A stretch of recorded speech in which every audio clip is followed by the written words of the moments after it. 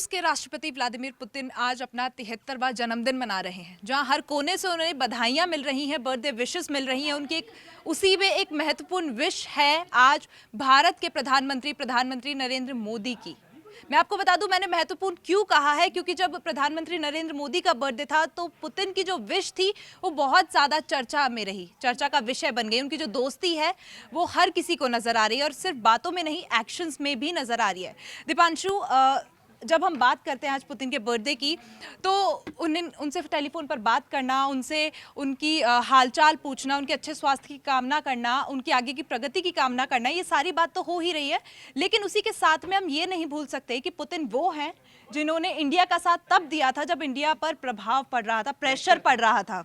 हम बिल्कुल नहीं भूल सकते हैं इस चीज़ को कि जो रूस की जो दोस्ती है वो हमेशा एकदम संकट मोचक की रही है। हमेशा जब भी भारत दुविधा में रहता है, संकट में रहता है, जब कभी इंटरनेशनल दबाव उसको महसूस होता है, तब रूस ही अकेला ऐसा देश है जो उसके साथ खड़ा रहता है। और ये कई मौक़ों पर देखने को मिला है। और ये इनकी दोस्ती जो है प्रधानमंत्री मोदी और एक तरह से रूसी राष्ट्रपति व्लादिमीर पुतिन, जिस तरह से दोनों जब मिलते हैं, द्विपक्षीय वार्ता करते हैं, वो उनकी एज उनके बॉडी लैंग्वेज में दिखता है कि कितनी स्ट्रॉन्गनेस है उनकी जो दोस्ती है, फ्रेंडशिप है। और वो एक बार फिर देखने को मिली है। जिस तरह से बर्थडे विश हुआ है, बर्थडे विश में उन्होंने एक तरह से साथ साथ द्विपक्षीय वार्ता को और मजबूत करना, कैसे प्रगति चल रही है उस पर बातचीत की है। और आने वाले समय में जब उनका रूसी राष्ट्रपति व्लादिमीर पुतिन का भारत में दौरा है, उसको भी उन्होंने उस पर भी बातचीत की है कि किस तरह से रहेगा।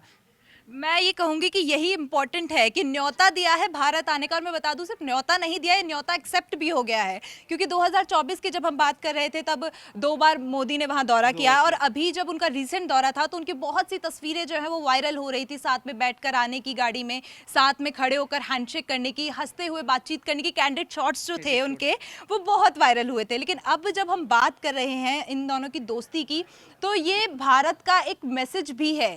भारत का मैसेज है हर उस देश को जो ये सोचता है कि भारत अकेला है। नहीं, भारत अकेला नहीं है। जो उनकी दोस्ती है वो इतनी मजबूत हर जगह से हो चुकी है, हर देश से हो रही है कि अब भारत जो अपने फैसले हैं वो बाहर करवा भी सकता है, मनवा भी सकता है। बिल्कुल। और पुतिन ने हर चीज में साथ दिया है। अमेरिका ने इस चीज को लेकर बोला भी था कि भाई भारत जो है वो भड़का रहा है।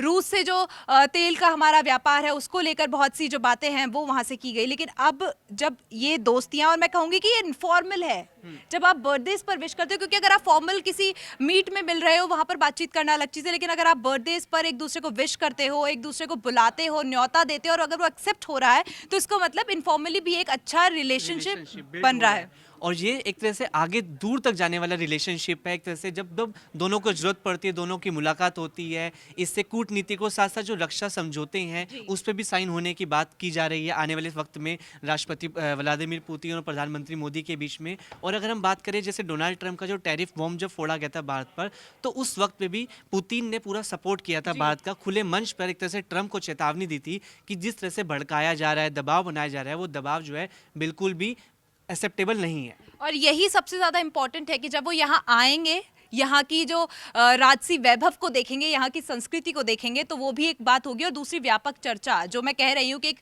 साझेदारी संकल्प जो है इस पर भी बातचीत होगी, और ये बहुत ज़रूरी भी है।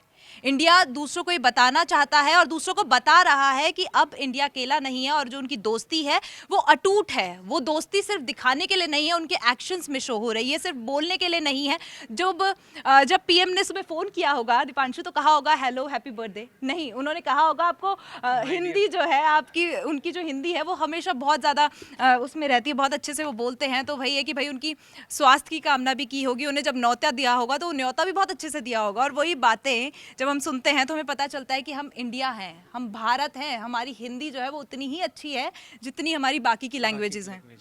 एकदम सही कहा आपने। एक तरह से हम इनके जो इनफॉर्मल टॉक्स होती हैं, उनकी जो वीडियो वायरल होती है, उसमें भी हम देखते हैं कि किस तरह से दोनों प्रधानमंत्री मोदी और व्लादिमीर पुतिन की जो एक जुगलबंदी है, दोस्ती है, वो देखी जाती है। उनकी कैंडिड शॉट्स जो कह रही थी भाई, एकदम आपने सही कहा। जो एकदम रैंडम वीडियोस क्लिप्स वायरल होती हैं वो दिखाता है कि दोनों की दोस्ती बहुत मजबूत है। और यही उनके दोनों देशों की मजबूती को भी बढ़ाता है। दोनों देशों के जो संबंध हैं उसको और आगे बढ़ाने का काम करता है। वो अलग अलग, इसको हम अलग अलग वैरायटी में देख सकते हैं कि रक्षा सौदे के मामले में हो, आर्थिक सहयोग के मामले में हो। अगर हम देखें ब्रिक्स में भी दोनों के दोनों मेंबर देश हैं और दोनों का एक तरह इक्वल दबाव है, प्रभाव है। वो ये झलकाता है कि पूरे विश्व में कि उभरता हुआ भारत एक बहुत बड़ा देश है और इसको सपोर्ट मिले किसका, रशिया जैसे देश का। मैं ये कहीं कहूँ तो ये गलत नहीं होगा कि उनकी जो ये दोस्ती है बहुत सारे लोगों के लिए जलने का एक कह सकते हैं रीज़न हो सकता है, चाहे वो कोई भी हो, मैं किसी के लिए स्पेसिफिक नहीं बोल रही हूँ, लेकिन बहुत सारी ऐसी चीज़ें हैं जो सभी के दिमाग में आ रही होंगी और ये दर्शाना ज़रूरी भी है दीपांशु। अगर हम ये नहीं दर्शाएंगे तो शायद चीज़ें सही ना हो, क्योंकि फॉर्मल मीट्स होती हैं लेकिन इनफॉर्मल कॉन्वर्जेशन बहुत ज़रूरी होती है। ऐसी और भी खबरों के लिए बने रहिए कड़क के साथ।